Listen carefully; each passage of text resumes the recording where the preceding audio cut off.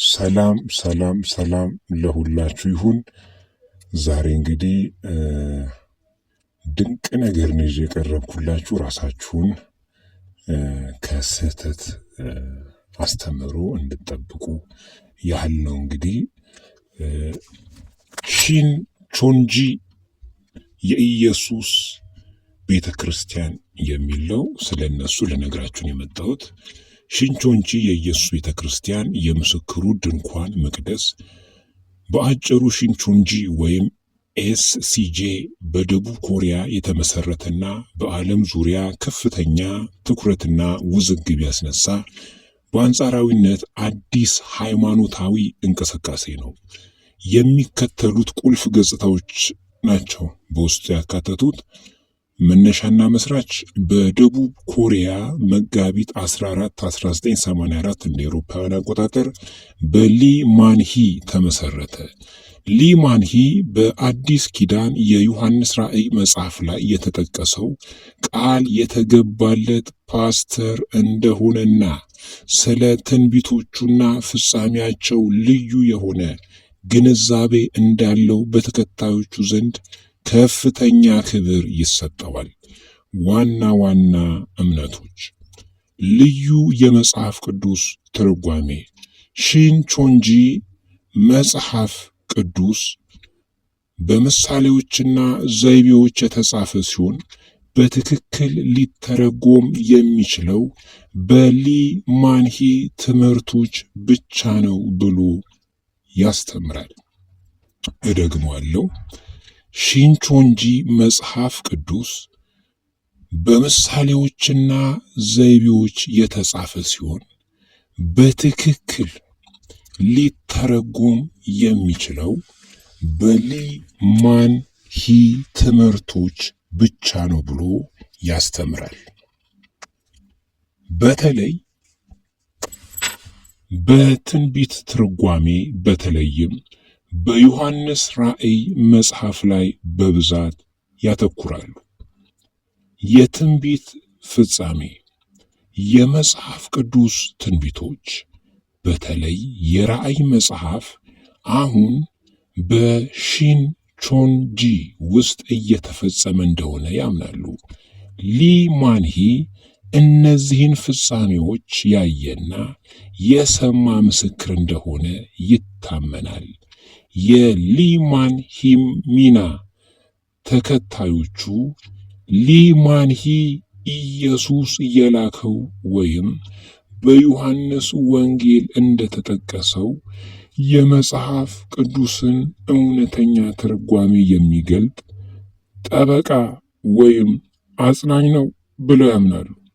እርሱ በአሁኑ ዘመን ለመዳን አስፈላጊ አካል እንደሆነ ይቆጠራል።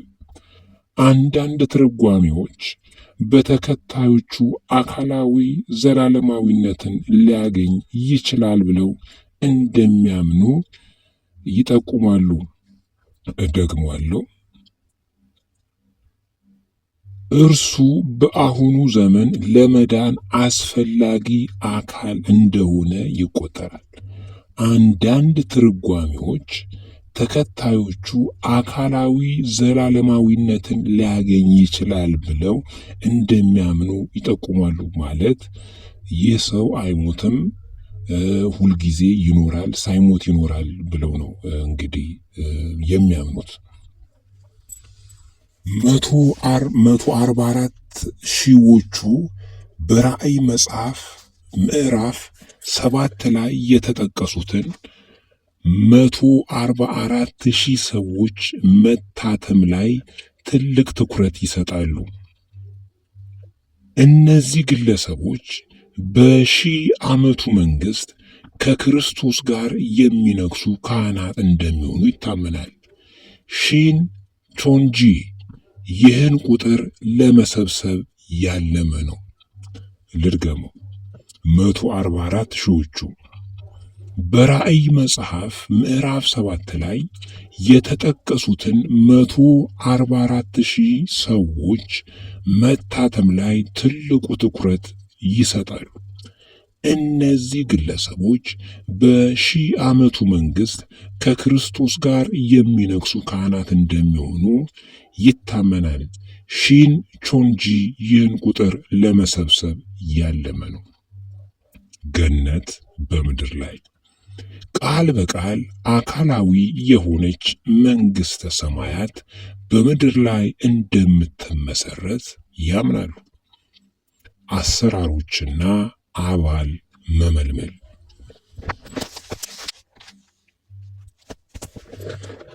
አሰራሮችና አባል መመልመል ጥልቅ የመጽሐፍ ቅዱስ ጥናቶች አባላትን መመልመል ብዙውን ጊዜ የሚከናወነው በጥልቅ የመጽሐፍ ቅዱስ ጥናት ኮርሶች አማካኝነት ነው። እነዚህ ኮርሶች ብዙውን ጊዜ የተዋቀሩ ለበርካታ ወራት የሚቆዩና ከፍተኛ ጊዜን የሚጠይቁ ናቸው። የማታለል ቅጥር ክሶች ተቺዎችና የቀድሞ አባላት ኤስሲጄን አሳሳች ዘዴዎችን ይጠቀማል ሲሉ በተደጋጋሚ ይከሳሉ።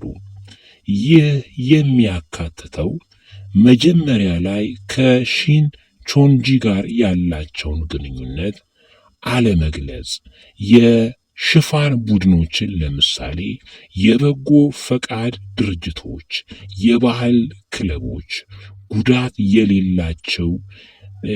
የሌላቸው እንዲሁም በሀገራችን በኢትዮጵያ የጽዮን የመጽሐፍ ቅዱስ ጥናት ቡድኖች ሆነው ይንቀሳቀሳሉ። ይህንም መጠቀምና ሊሆኑ የሚችሉ አባላትን በደንብ እስኪሳቡ ድረስ ስለ ትምህርቶቹ ምንነትና ምንጭ ማሳሳትን ነው። ከፍተኛ ቁጥር ያለበት ድባብ ሪፖርተሮች ብዙውን ጊዜ ከፍተኛ ጥያቄና ቁጥጥር ያለበትን ድባብ ይገልጻሉ። ይህም አባላት አባል ካልሆኑ ሰዎች ወይም ተቃዋሚ የሆኑ ቤተሰቦችን ጨምሮ ጋር እንዳይገናኙ ማበረታታት፣ ምስጢራዊነትን መጠየቅ እና ጠንካራ የስነ ልቦና ተጽዕኖ መፍጠርን ያጠቃልላል። የማለት እንግዲህ ባለ ትዳሮች ለምሳሌ ሚስትየዋ የነሱ አባል ብትሆን ከባሏ እንድትፋታና እዛው ሜምበር ውስጥ ያለን ሰው እንድታገባ ጥረት ያደርጋሉ ማለት ነው። በወጣቶች ላይ ማተኮር በዩኒቨርሲቲ ግቢዎችና በወጣት ጎልማሶች መካከል በንቃት አባላትን በመመልመል ይታወቃሉ። ውዝግቦችና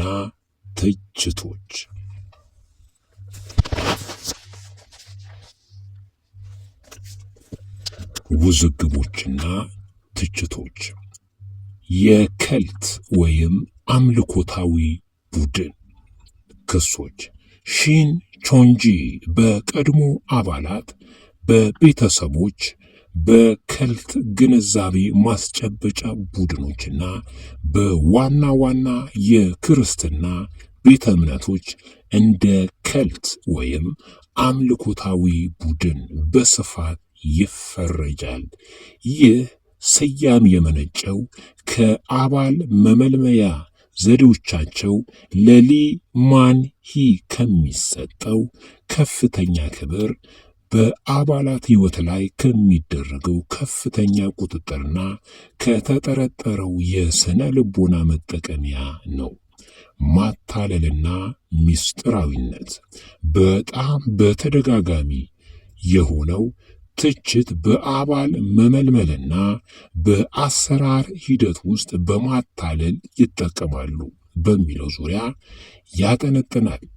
የቤተሰብ ችግሮች በአንድ አባል ተሳትፎ ምክንያት ቤተሰቦች መበታተናቸውንና ቡድኑ እምነታቸውን የሚቃወሙ ቤተሰቦችን እንዲርቁ አባላትን ያበረታታል ተብሎ የሚነገርባቸው በርካታ ሪፖርቶች አሉ።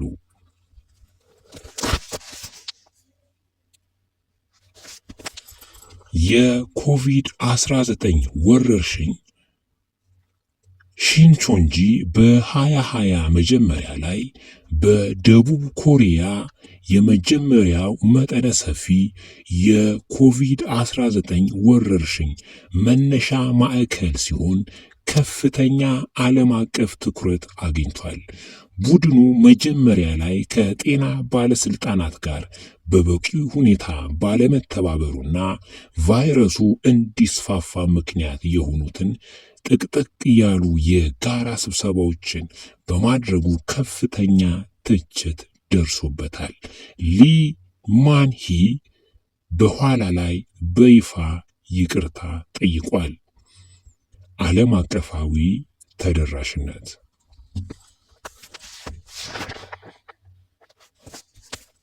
ዓለም አቀፋዊ ተደራሽነት ውዝግቦች ቢኖሩበትም ሺን ቾንጂ ከደቡብ ኮሪያ ውጪ በአፍሪካ፣ አውሮፓ፣ ኤዥያና አሜሪካ ባሉ በርካታ ሀገሮች ውስጥ ተመሳሳይ የአባል መመልመያ ስልቶችን በመጠቀም ከፍተኛ ተደራሽነትን አቋቁሟል።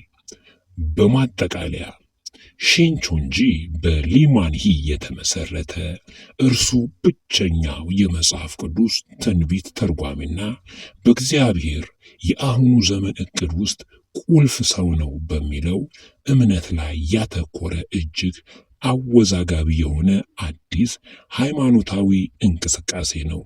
ብቸኛ የመጽሐፍ ቅዱስ እውነትና ማህበረሰብ እንደሚሰጥ ቃል በመግባት ተከታዮችን ቢስብም በተጠረጠሩት አሳሳች የአባል መመልመያ ተግባራት ከፍተኛ የቁጥጥር ደረጃዎችና በተለይ በኮቪድ-19 ወረርሽኝ ወቅት ጎልቶ በታየው ማህበራዊ መረበሽ ምክንያት እንደ ከልት ወይም አምልኮታዊ ቡድን በስፋት ይከሰሳል።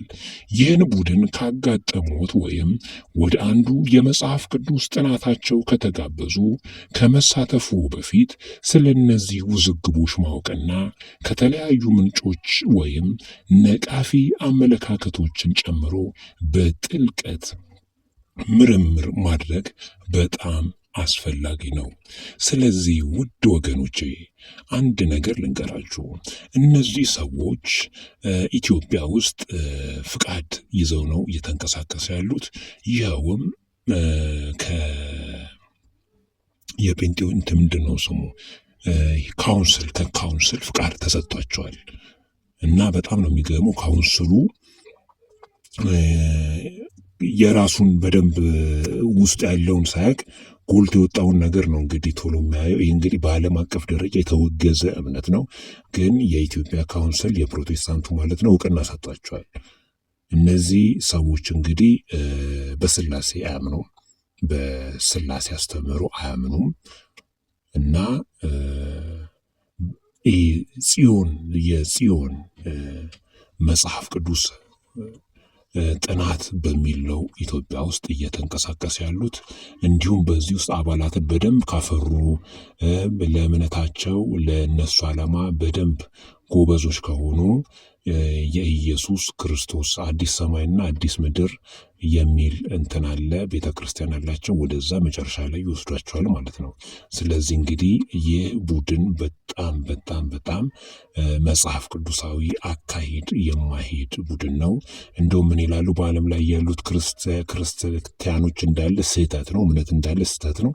ብቸኛው የሊማንሂ ያመጡት እምነት የሺንቾንጂ እምነት ነው ብለው ነው የሚያምኑት። ስለዚህ ከሌላ ቤተ እምነት ጋር ከፕሮቴስታንቱ ጋር ሰዎቻቸው እንዲገናኙ አይፈልጉም። ሰዎቻቸውን ከነዛ ወስደው ራሱ ቀጥታ ምንድን ነው የሚያደርጉት ማለት ነው